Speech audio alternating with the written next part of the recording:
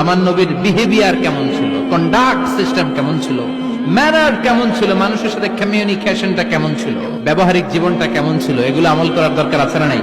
বিশ্বনবী যখন রাস্তা দিয়ে হাঁটতেন ইয়ামশি হাউনান, বিনয়ের সাথে হাঁটতেন।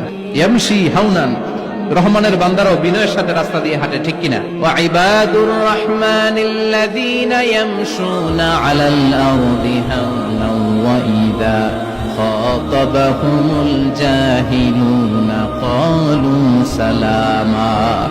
রহমানের বান্দারা যখন রাস্তা দিয়ে হাঁটে, বিনয়ের সাথে হাঁটে, তারা অহংকার প্রদর্শন করে না, মানুষের সাথে বিনয়ের সাথে রাস্তা দিয়ে হাঁটে।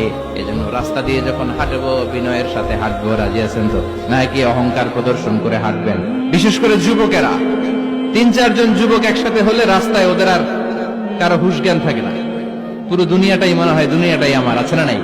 না, মুরব্বীকেও সম্মান করবা, মহিলাদেরকে সম্মান করবা, তোমার জায়গায় তুমি হাঁটবা, ভদ্রভাবে হাঁটবা। ভদ্রভাবে হাঁটার দরকার আছে না নাই? উনি মুরব্বী, একদিন উনিও তোমার মতো যুবক ছিল, ঠিক কিনা?